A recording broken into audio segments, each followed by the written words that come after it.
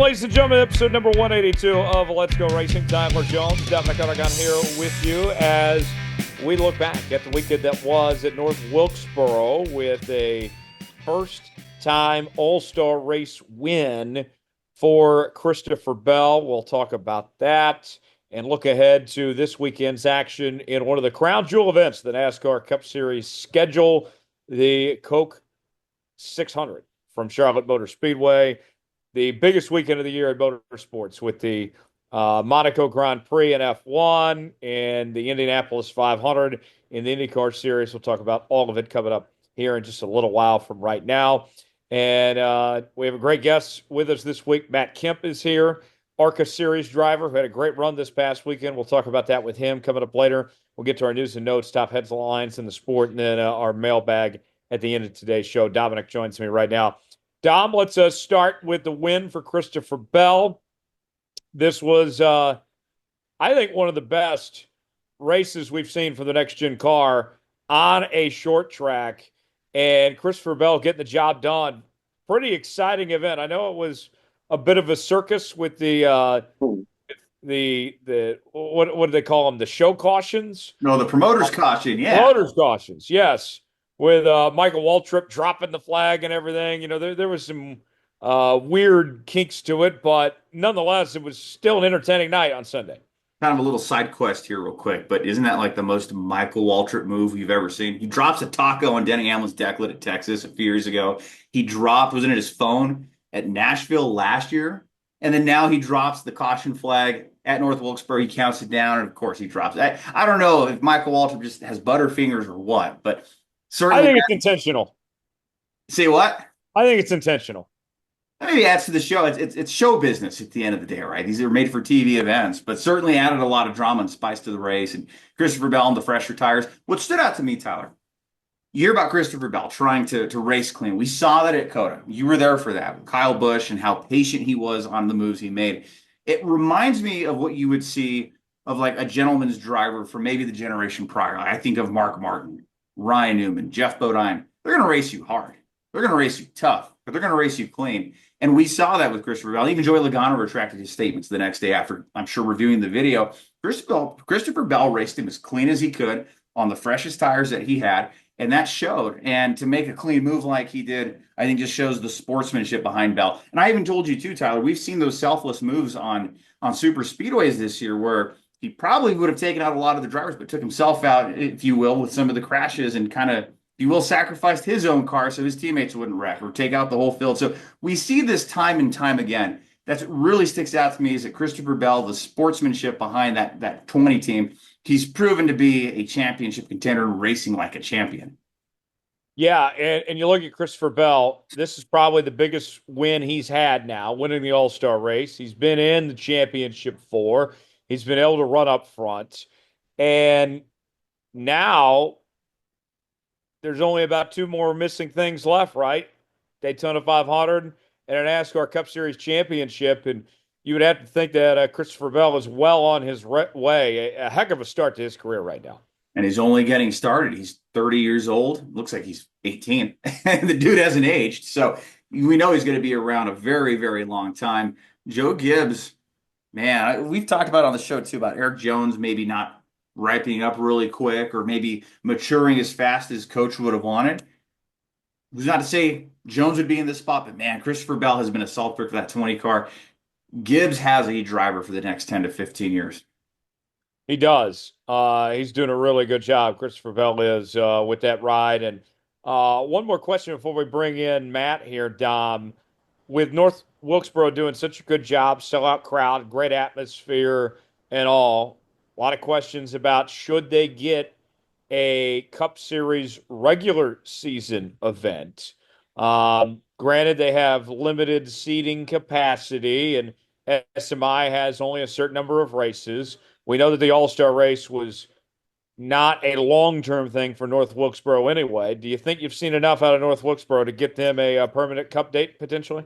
Well, it makes you wonder, like the term recency bias goes, where maybe you have a short-term memory and you're looking at the short end of it and not necessarily the big picture. We haven't seen good racing out of the next-gen car. We've even been very critical of the racing on this show as maybe being the greatest weakness of this vehicle. And yes, the racing was great. The way the strategies worked out for the end of the race, we saw the most lead changes that we have at a short track at North Wilkesboro. And compared to the last two All-Star races, more lead changes come, and then those last two races combined. But Tyler, I think a points race, nostalgia here would be great. The racing was awesome, but maybe let's get a better sample size first. Can this be replicated next year?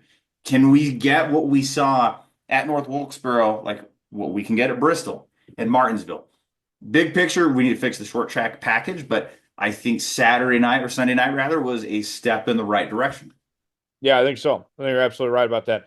Dom, our guest this week is somebody that made some noise this weekend in the ARCA Menard series, but it's also somebody that you know quite well, that you go back a bit. Tell us about this week's guest.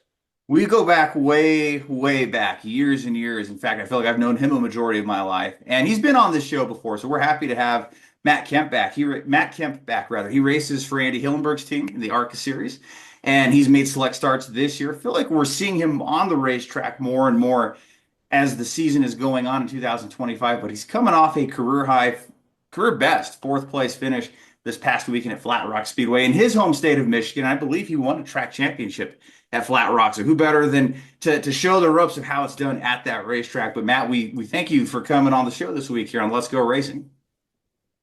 Oh man, super glad to be back, guys. Appreciate you having me. Absolutely. What's it been like? That race, of course, was a few days ago, but the fourth place finish, first top five in the series. Are you still kind of feeling the rush behind that finish?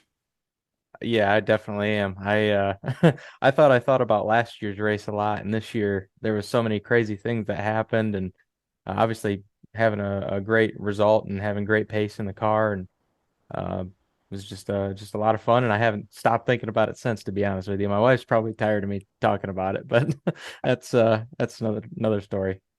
Well, you started the race second, so let's take us back there. You get to qualifying, you start on the outside pole.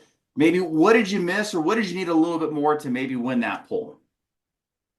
Well, I was throughout the week I was thinking about it, and I knew that at very least, even if our car wasn't that great, even if a bunch of what ifs, I felt like no matter what, qualifying with knowing the track, and even though it was repaved, so I kind of was like a little bit at a even playing field with everyone else there, but I felt like I could run a good qualifying lap and do something there, and fortunately we did, and they brought us a great car. The fast track folks did, and I think if I'd hit my line a little bit better off of turn four, I think we could have been a little closer to the 18. But to be honest with you, to be even that close to the 18 with our budget, I'm pretty blown away. Well, he's undefeated in his three starts. Max Reeves with three poles, three wins, has led a majority of the laps that he's been in. So, did you feel like being in the same race and starting on the outside pole, and did you feel like you maybe got to trail him a little bit, or learn a little bit about how he attacks the track and tackles the race? Yeah, I definitely learned a lot in the race for sure. But I actually the first practice session, I actually got to go out behind him, and we actually were about a straightaway back, and we actually tracked him down, and then kind of lagged back, and then did the same thing again. And I'm like, I don't know if they're just like feeling their stuff out, but I mean, nobody else was on, ahead of me on the board. I held P1 on the board for about half the practice, so I was like jumping out of the seat. I couldn't believe it. So felt like once we got to the race, that's when my experience level started to show a little bit more, and I definitely started to learn a lot more things there. I'm sure you felt like Superman though for a little bit. See your It was car number crazy. downfield. Yeah, it was crazy, man. Well, and kind of a similar experience, or maybe I shouldn't say similar, but years ago. I don't know if you've ever been to GoPro Motorplex. I think it's Trackhouse Motorplex now in Mooresville, North Carolina. But we were in like an off day. It was the Coke 600 weekend in 2016, and we had an off day. So our crew, we go and hang out at the go-kart track. And sure enough, Timmy Hill was in our race. And at that time, let's say it was like a 60 or 61 second lap time was like the lap record of the day. I'm running 66, 67 second lap times and just not having it. I'm showing my rookie stripes, if you will. And Timmy happens to be in our race and he blows by me. But it was so cool to just trail him for a couple laps. I couldn't keep up with him. He eventually blew me out of the water, blew the doors off the thing. But really cool to get behind a professional NASCAR driver. And oh, that's how he's attacking that hairpin. That's how he's going around that carousel. I think that's where he's hitting that brake zone. I checked the lap times and I picked up a couple of seconds. And wow, you can learn a lot, is where I'm getting at, is you can learn a lot just by following somebody. And man, so much that can play into that. Oh yeah, for sure. And I think about it too, even though these kids are 7 or 8 years younger than me that are getting their start in the series, which is crazy to say now, but um, I mean, they've probably started more races than I have in my entire life by the time they're 18 years old. So um, just their experience level, and especially more recently in that type of car, definitely is something that I could, you know, take a look at and learn from. You won a track or a couple of track championships out of Flat Rock, correct? We've been very fortunate at Flat Rock. We race there a couple times a year with the traveling series I raced with, and we went 5 in a row over 3 years, and then my streak got broken last year, but then we won the next one. So we got six out of the last seven there. It's pretty impressive. I feel like if your competition knew that, they'd probably feel like, oh, we got to watch out for that 10 car. Kep's going to be fast this weekend. Well, we were fortunate that we showed a little bit of speed there, so I was happy about that. So, Matt, let me ask you this. With how you performed this weekend, I know that you've been doing a lot of racing over the years. How did this past weekend stack up compared to your previous accomplishments? Well, that's a good question because I mean, to be honest with you, my ultimate dream, things that I've wanted to do my entire driving career, if you call it that, has been wanting to race big, heavy stock cars with a lot of horsepower. So, I mean, every time I get an opportunity to go drive one of these things, it's another dream come true, and much less to have an opportunity to be competitive in something like we were this weekend was, yeah, just craziness. And then actually like getting to the race and being like, all right, well, we got to focus because we got something good here. We can do something with. So that was foreign to me because at this level, it's just one of those opportunities you never really expect to get if you're someone in my shoes. So um, yeah, a dream come true. And how it stacks up compared to everything else, it's right towards the top. And knowing how fast you guys were going to be out of the gate, knowing your prior experience, did you feel personally not only confidence, but did you feel like maybe you had an advantage over your competition? I definitely would have felt like that if they wouldn't have repaved the track, but I felt like I still had some learning to do as well. Fortunately, I mean, kudos to the folks, Ron and everybody at Flat Rock Speedway, because they really did a great job keeping the character in it, like kind of the shape of the corners and everything. They didn't make it perfectly symmetrical like a lot of these places when they repave. They make it like precise and take away all the character. Well, they kept all the character in the racetrack, and they added a few things. There was a few things that were different, but I felt like ultimately there was still a lot of character, and it was that kind of helped me a lot. So I felt like I did have a little bit of help there. One of the cool things that we talk about too, like when we go to Texas Motor Speedway, right? David Starr, hometown hero, and it's like a homecoming of sorts for him. Did it feel like that kind of atmosphere for you and having a lot of family and friends at the racetrack, a lot of people that you knew and a lot of familiar faces? Yeah, honestly, I feel that way more because of the people at the track. I've been fortunate, to have won some races there, so I've gotten to know a lot of the folks at the racetrack that just happen to work there week to week and be a part of it every week. So even though the track is, uh, you know, not necessarily my home track for the ARCA series, it feels like it for sure. And of course, Tyler, one of the coolest traditions, and he posts this on his social media channels too, and they've had a great day at the racetrack or they have the trophy, those Taco Bell celebrations. Was there Taco Bell celebrated there on Saturday after the run there at Flat Rock? I'll tell you what, I think if I'd have like I said, I would have been very stoked with the day. I mean, I am super stoked with the day, but I would have been like over the moon if we'd have got the pole or whatever. So something like that would have sent us to Taco Bell, and we're always looking for reasons to celebrate something and go to Taco Bell. But Taco there wasn't a Bell. Taco Bell celebration that day. Tell me about the Taco Bell celebration. How did that come about, and why the hell is it Taco Bell? Well, when I was younger, I was a really big fan of Taco Bell. I don't know why. I just love the place and love the food there, and um I don't know. It just it sounds kind of crazy, but That's pretty much it. So whenever I won my first feature event at Anderson Speedway in Anderson, Indiana, 2013, it was the end of my first full racing season, which we were part-time, I guess, but it was my first real racing season, and we got our first win in the last race of the year at the Turkey Bash there. And my dad and I were driving home, and uh, I was like, "Hey, we got to stop at Taco Bell, and I got to get a picture with the trophy, or just go get some Taco Bell." And ultimately, he was like, "Well, we need to get a picture with the trophy." So I jumped out, and he got a picture, and we posted on social media, and it's just kind of spiraled from there to where every time we win now, everybody was like, "Man, where's the Taco Bell picture?" So we just started getting one every time, and it's kind of taken off. People look forward to it. It's kind of funny. So what's your go-to order at Taco Bell? It kind of changes. They got a lot of new stuff there, and I'm all for you got to try something new every time you go there. You got to be careful. Sometimes they don't really put a lot in there, but there's other times where they give you a really nice little box or something like that with a lot of good things to try. So I usually go for whatever the box is, if especially if it's a new thing. That's very fair. That's very fair. Last time I went, I think Tyler, I had a 2 or 3 Dorito Locos tacos. I think it was the meal, and man, that filled me up. It was really, really good. And I want to say they were the fiery shells too. Good Okay. stuff. What's your Um, go-to order there? so I live literally right next to a Taco Bell. Um, Dom That'd be can dangerous confirm for me. this. He's been to my place. There's one right across the street within walking distance. Hmm.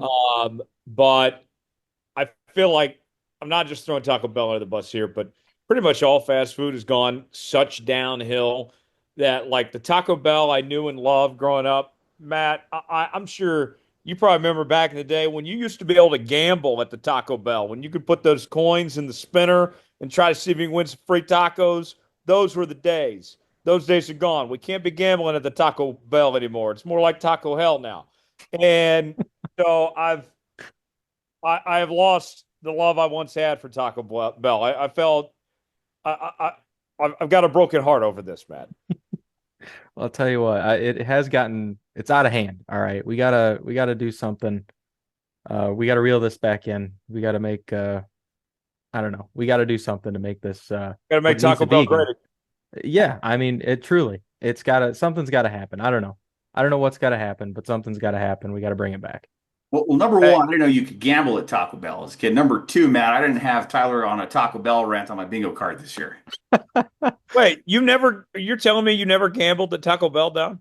Well, to be honest with you, I never had Taco Bell till I was, I think, like a senior in high school because we didn't have it here. Well, I'm in a small town, Grants, New Mexico. We don't have a lot of stuff here, but we did get a Taco Bell sometime when I was in high school. So I finally got to try it. But even when I went to Albuquerque, never had the chance to try it, let alone knowing that you could wager or gamble of sorts to get some free tacos.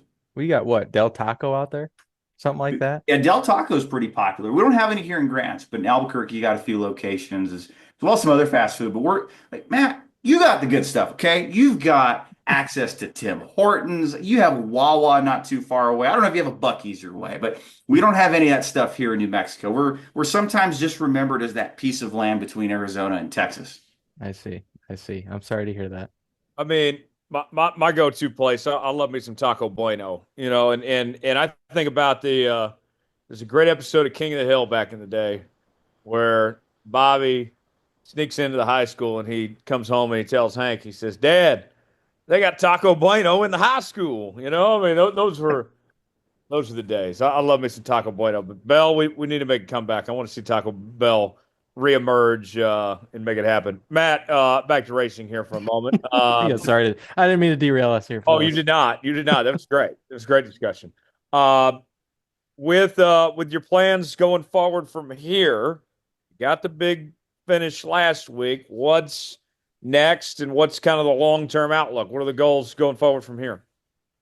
Man, I wish there wasn't a long-term outlook, man. I really don't have one. We're kind of running week to week and have been for the last couple of years on this deal, but just doing our best to find more partners, marketing partners to come on board and help us make more of it happen because that's what it takes. So doing more of that, and then kind of got some races that I want to run, especially more of the local stuff. I'd really like to get out to Berlin. We've run that race a couple of times now, and I think if we get the right funding together, we could have a pretty good run there. And then obviously would love to get out to Michigan. I feel like that's one of the coolest racetracks the series goes to. So I'd really love to get out there and do some racing there.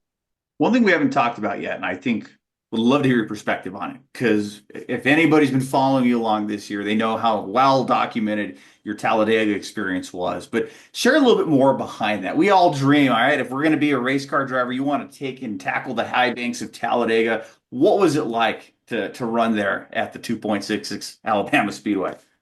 Well, I'll tell you what, there's nothing like it. I did the Daytona ARCA test last year, and that alone was a pretty incredible experience, just running by myself, doing a little bit of drafting, but kind of being the lead car, so I didn't really get the feeling of kind of being behind a pack. But once we got well, I guess we did a little bit, but not a ton.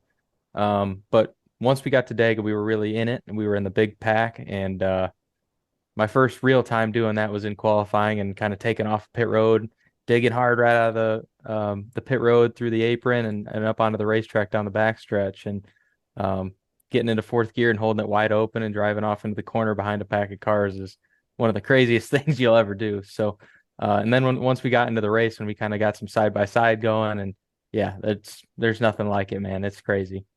I remember Dale Earnhardt Jr. saying a few years ago, maybe on his podcast, that the first time he had ever tested a vehicle at Talladega, that he's getting up to speed, he's working through the gears, he's going down the backstretch, and he sees turn three just getting bigger and bigger out of his windshield, and he was thinking to himself, "How's the car going to hold in the corner? That turn is just so banged." I'm curious Right. if you had any kind of moment like that, or if you had the same thoughts as Junior there.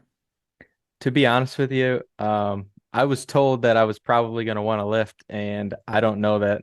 I don't know what the reason is. I don't know if it's because I don't know if I'm dumb or if I'm like brave or somewhere in between, but I didn't have the urge to lift at all. I think I planted it further once we got down there. So I was ready for it. That's So let awesome. me ask you this, Matt. The talk of the ARCA series all this year has been about the viral sensation that is Cletus McFarland. What's it like to get to race alongside him and share the track with that guy? Have you got to know him at all? You know, I actually have not I haven't gone out of my way to really talk with him. I've actually like I think I stood next to him during the drivers meeting at Talladega, but kind of crossed paths with him a couple times, just haven't really talked to him. But I remember watching his first videos whenever he got the Dale truck and before he was real big, you know. So I always just thought it was the craziest thing when he started getting bigger. And I was wondering about the day that he would start racing some NASCAR stuff, and it was about time. You know, I'm happy to see him around. Yeah, that video was cool, Tyler. I don't know if you remember it, but and if I correct me if I'm wrong, Matt, but he buys a street legal vehicle and he gets pulled over or something. He documents like a 10 or 15-minute video, and the officer, Yep. okay, you got to get back to your house or take this back to where you brought it from. But it was very hilarious, and he's just kind of documenting this whole thing in real time. This is probably what, 10 years ago? At least it's got to be at this point. Feels like that.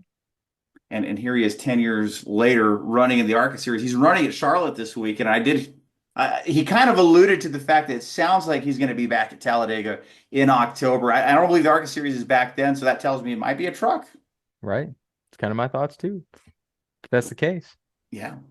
Very cool. Very cool. Guys, let's move on. Let's get to our news and notes, our top headlines around the sport. Dom, where do we want to start? We'll start with the 2006 NASCAR Hall of Fame class as it was announced on Tuesday. 2026, not 2006. 2026. Yes, thank you. Class of 2026 was announced on May 20th with three new inductees for the NASCAR Hall next January. The top of the list, Kurt Busch, the 2004 champion and 34-time NASCAR Cup Series winner, who raced full-time for nearly 21 seasons in the NASCAR Cup Series, is a first ballot Hall of Famer, as well as Harry Gant, a 18-time NASCAR Cup Series winner who raced full-time from 1979 to 1994, also nicknamed Handsome Harry and Mr. September for his run of 4 straight wins in 1991, and Ray Hendrick on the Pioneer ballot, who's also going to be in the NASCAR Hall of Fame. He had been on the ballot, I believe, 2 or 3 years. He had run well in the sportsman division, in yesteryear type of NASCAR competition, I believe over 700 victories. So those three, along with the landmark award with Humpy Wheeler for his contributions as the general manager and president of Charlotte Motor Speedway over the years, are your 4 names that topped the ballots in 2026. Very impressive. And Kurt Busch is the headliner. I think that was no surprise to see Kurt Busch get in the Hall of Fame. And Matt, a pretty strong class. And for Kurt, one thing I like too about this, with him kind of being the big name of this group, for much of his career, even in his championship year, I would say for that matter, he was kind of an afterthought. Even though he was the older brother, he wasn't as good as his younger brother. And, he was never the best race car driver. He would compete for wins, but I don't think there was ever a point in the NASCAR Cup Series where he was the guy to beat week in and week out. He was always a good driver, and the way he retired, was so unceremoniously. It was terrible, because the concussions and such. This feels like to me, Matt, that Kurt Busch is finally getting his moment of sorts. Yeah, I totally agree. Kurt's one of those guys. I grew up a Jimmy Johnson fan, so admittedly, I had some point of time there where I wasn't a big fan of Kurt, and towards the end of his career, though, I feel like he came a long way, and there's no doubt in my mind that he's Hall of Fame worthy. So I'm really, really excited that he ended up getting nominated into that. Yeah, Dom, your thoughts on the Hall of Fame class? I don't predict a lot of things right, but I think we even talked about on the show. I got all three of these right for once. I was really happy with that. I think Kurt Busch, of course, first ballot Hall of Famer, no brainer that he's going to make it in. But Harry Gant, I think he's in his mid 80s now. Really nice to see him get into the Hall. And of course, Ray Hendrick, who's been on the ballot for some time too. So certainly a celebration of yesteryear and present day. And personally, Tyler, right, we've talked about it on the show too. It's been well documented with Jeff Bodine. I think this gives, in my opinion, a little bit more of a say, or at least a little bit of a thing in the corner for drivers like Jeff Bodine, Ryan Newman, of that 18 win caliber type of career that did win marquee events, maybe not a championship, but did compete at a high level for a long time, as their case for the NASCAR Hall of Fame. Harry Well, Gant, very well deserved. here's what I would say on the flip side of things, though, Dom. To your point, you think about the guys that didn't make it, the Jeff Burtons, the Greg Biffles of the world, with Harry Gant getting in, and you got more guys down the line that are coming, Jimmy Johnson, Martin Truex, and some of these others. It I think it makes it harder for a Jeff Bodine to get in because he's down the pecking order of the guys that were already nominated that didn't get in, that are now left behind. That's what I would say to that point as well. You do have a good point there too, because when you look at stats do weigh a heavily big portion of this, but you also look at contributions outside of the race car too. Jeff's the first driver to have the full face helmet. He's the first driver to bring power steering into the sport. This is a lesser known fact, but he was one of the first, if not the first driver, to bring a motorhome to the racetrack so he could spend time with his family in between events and appearances and on track activity. And But we but see but, that's but, not but the place now. that's aside the point. Like, No, no, that's absolutely the point, because it's no, let not me just a finish. Let me stats finish. thing. It's not just Let a me finish. stats thing. We're talking contributions No, outside no, of the no. field too. You're not listening to where I'm going here. Sorry, Matt. My point is that if Jeff and these others that have those resumes you're talking about right now are not even nominated right now, then in theory they're behind those guys in the pecking order. And so that's where I'm saying is that it makes it difficult because in theory, based on what we know, those guys would get in before the Jeff Bodines and the others that aren't even on the ballot right now.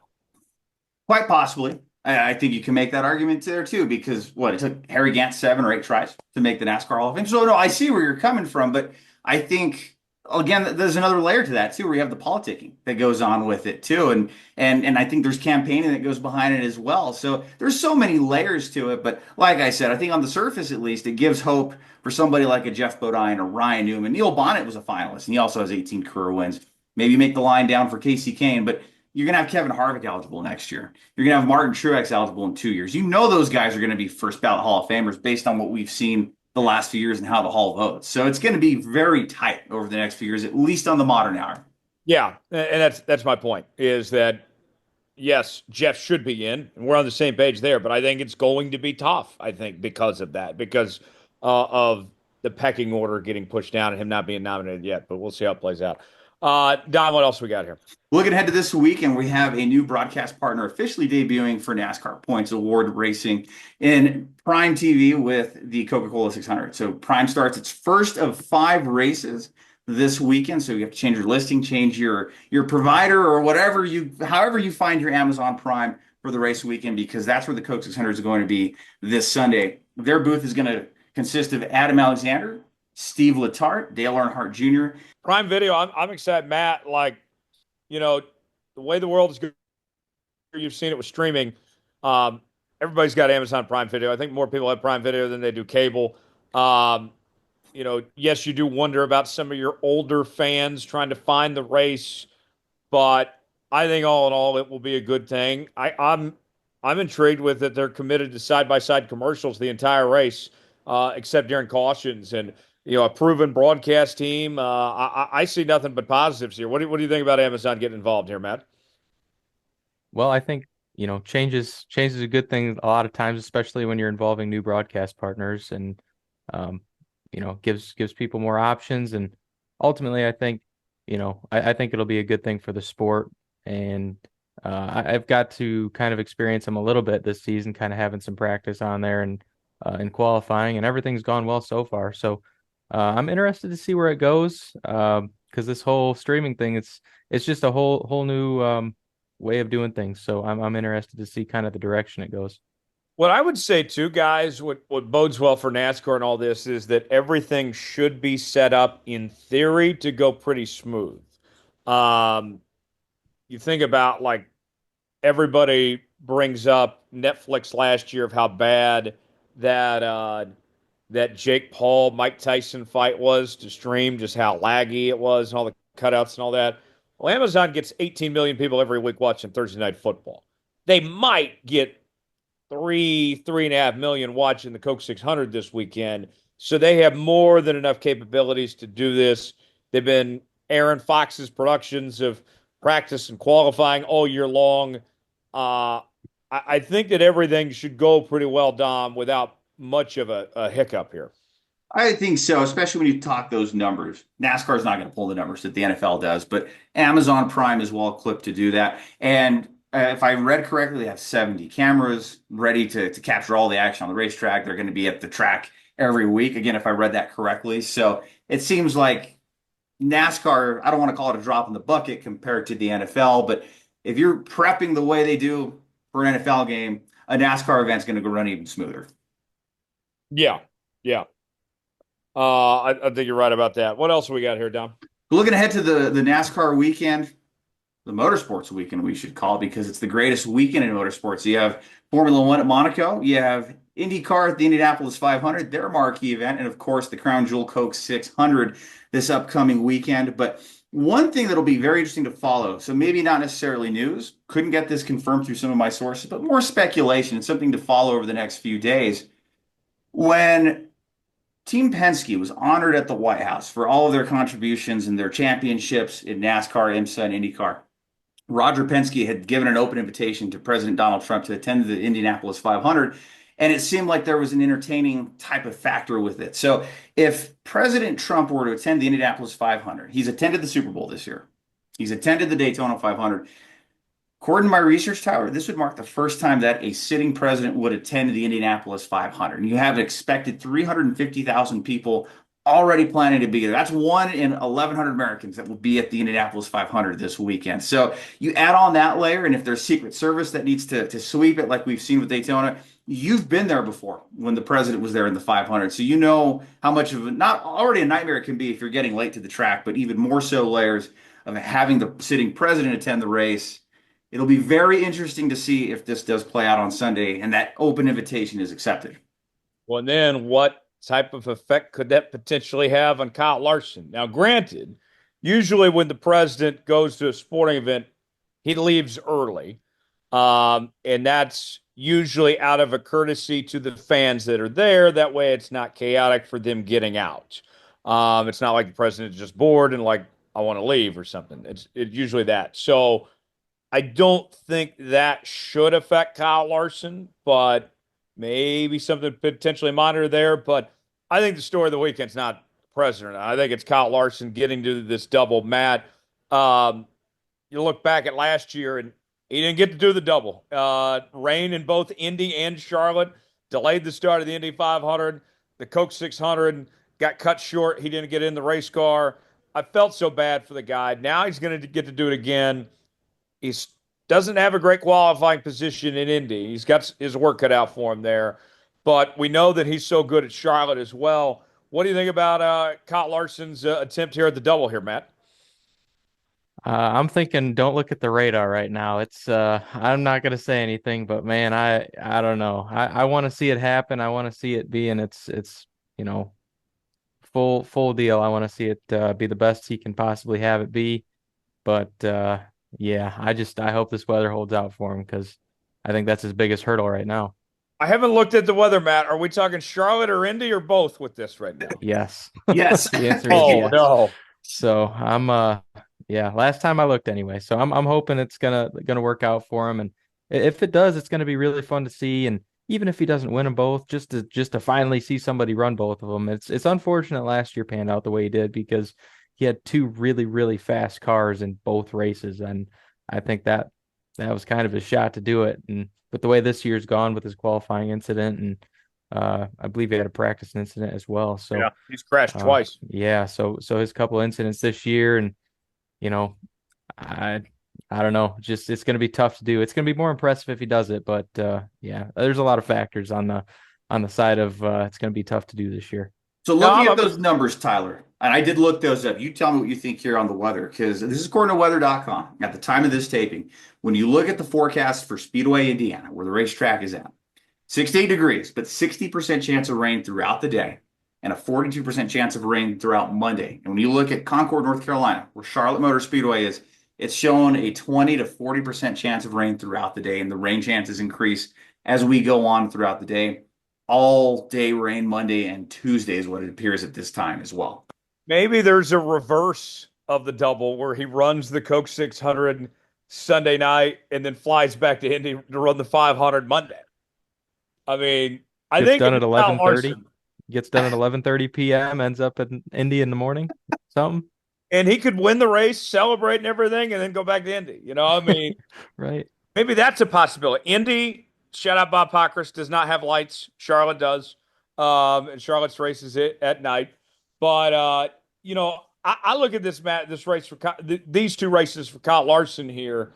He's kind of got his back against the wall in Indy right now. They have not had a good um, couple of weeks, that team. They're just kind of happy to be in the race with how the things have worked out. Meanwhile, the NASCAR end of things, I know we haven't even touched the track at Charlotte yet, for this racing weekend, but that five team's been the best when it comes to mile and a halves. He's been so strong. I would think that a successful weekend for him would be to finish both the races on the lead lap. Probably top five in the NASCAR race and maybe top 10, top 15 in the IndyCar race. But he definitely has a much better shot to win the Coke 600 than he does the Indy 500, I would think. I'd be on the same page of that as well. I think, quite frankly, he's going to be disappointed with anything less than a top five in both races. But I think it's realistic, exactly what you said.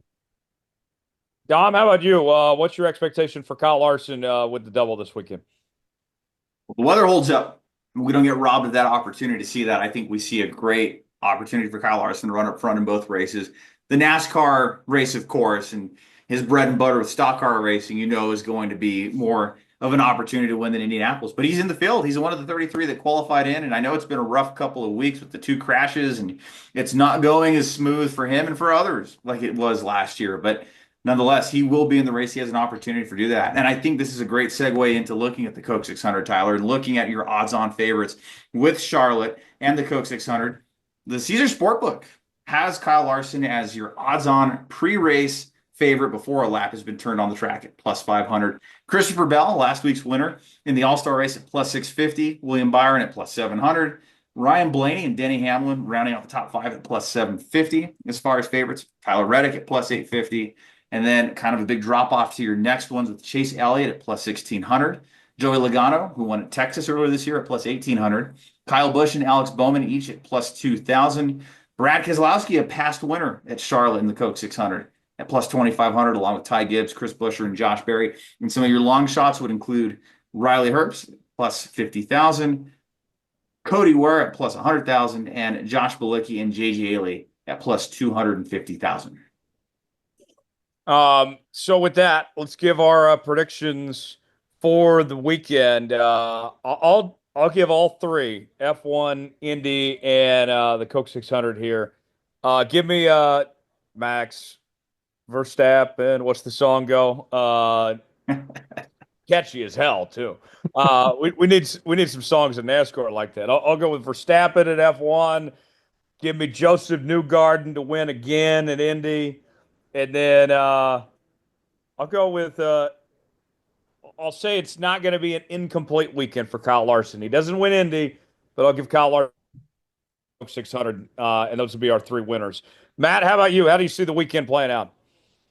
Well, I totally agree with you on the F1 front and the IndyCar front. Those are exactly my thoughts.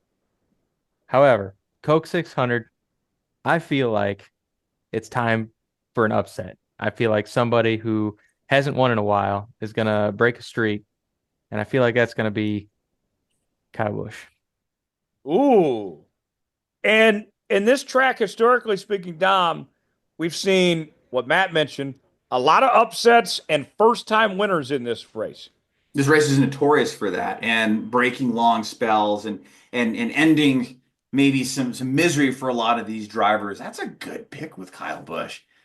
And at plus 2,000 too. I think those are really good odds too. If you're looking, if you are into the betting thing as a fan, all the fans that listen in, you know that that's a good pick. But I'm going to go with somebody I think that gets it done, that has only won once this year. Probably should have won a couple more races, but we've seen him have speed at the mile and a half. Hasn't necessarily put a complete race together, but he will. Whether we run on Sunday or we run on Monday or whenever this race gets in, William Byron will be your Coke 600 champion, backing up his Daytona 500 win. Give us the rest of the weekend while you're at it as well. Man, F1, I mirror you guys with Max Verstappen. IndyCar, let's go a long shot. Let's say Takuma Sato picks up another Indianapolis 500 victory. Start up front. That's true. That's true. That'd be cool to see. That's a great point.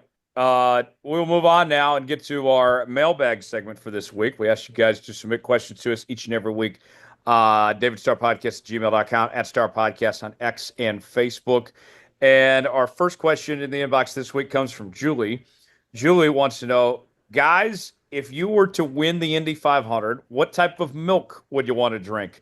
Let's start with the racer here himself, Matt Kemp. Matt, if you win the Indy 500, what's your milk choice?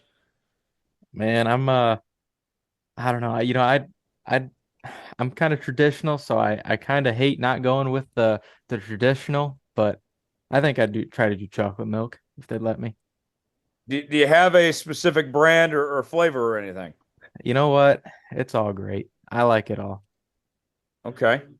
Chocolate milk would be his choice. I respect Anything it. would taste good at Victory Lane, I'll tell you. Ooh, yes. And we talking whole milk, 2%, or does it not matter?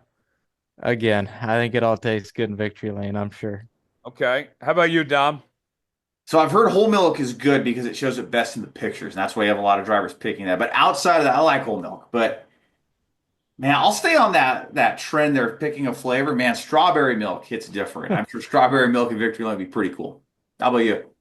I don't think we've seen anybody with any flavored milks before, but they let you choose, don't they? I believe so. You could pick, and I think, wasn't it AJ Foyt picked orange juice, or someone had picked orange juice years ago? Emerson Fittipaldi, somebody. So you have a choice in what you want to pick, not just milk, I believe, too. Okay. So I would have to go back to my home state of Oklahoma. Brahms. I don't know if Dom's had the joy of going to Brahms yet. But Brahms has the best chocolate milk in the world that comes straight from the cows, those brown cows in Tuttle, Oklahoma.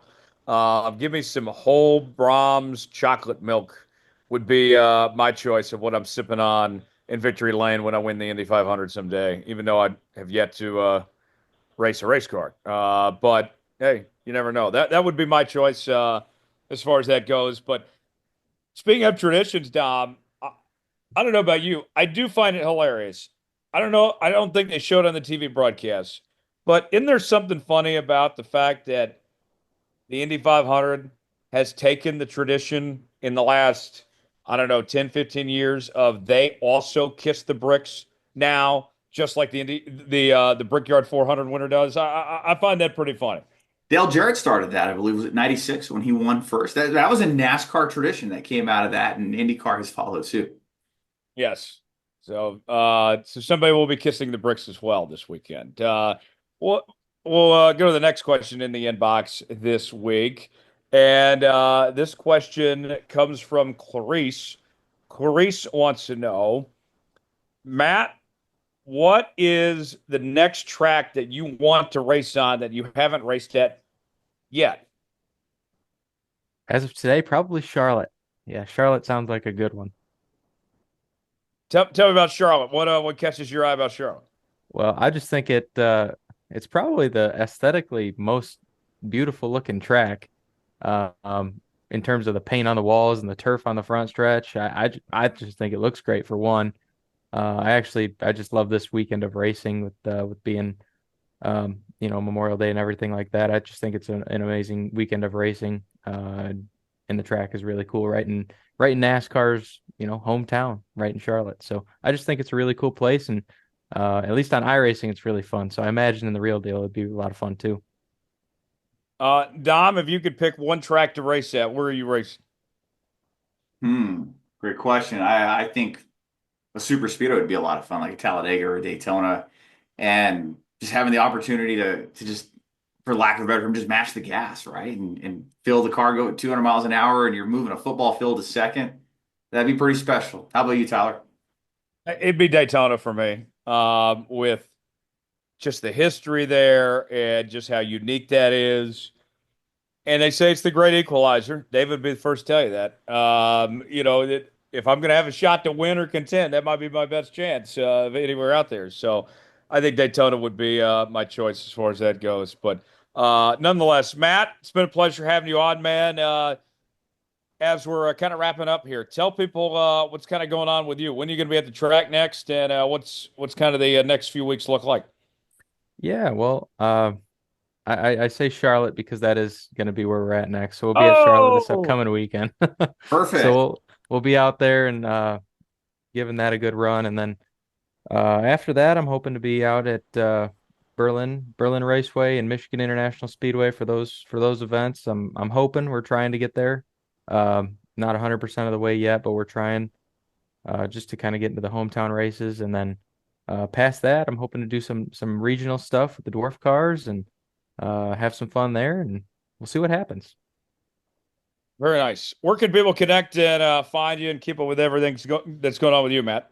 Yeah, I got a Facebook is kind of my primary with as well as Twitter and Instagram. Facebook is Matt Kemp Racing. Twitter's Kemp Racing 5. I got my website mattkempracing.com, which I've got everything on. So yeah, feel free to reach out. Dom, what's going on with you? So, want you guys to hear it from me. I will not be on the show anymore for at least 2 more weeks because I'm going to be doing a little family vacation. So I guess I don't even want to call it leave of absence. I know I'm being dramatic, but no, I'll be back here in a couple of weeks. But I know Tyler, you'll be holding down the fort. Looking forward to getting to see some family along the way. We're going to be spending some time in northern New Mexico. We're going to be making a trip up north of the border into Canada. So that's going to be a lot of fun, going places that we've never seen before. Checking So out the 51st state. the 51st state, there you go. Yeah, so we're going to go out to Calgary and Banff National Park. So really cool things to go check out. And never been to that part of the country, nor has my wife. So it'll be a lot of fun over the next 2 weeks. So I guess I'm taking on a Summer of Jones persona here, but we're going north of the border, Tyler.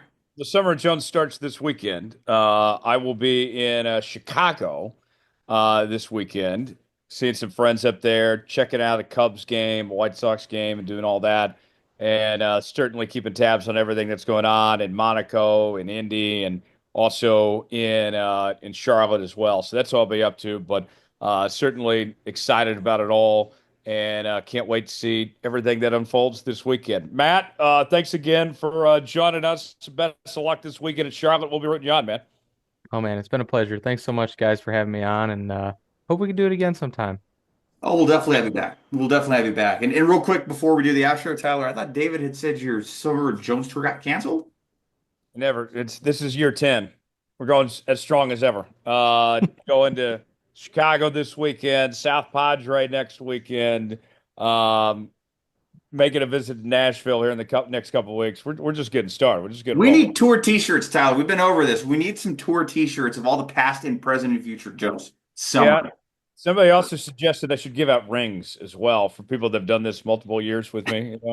You would apply to that, so you're eligible. You're eligible for the Summer Jones Hall of Fame, Don.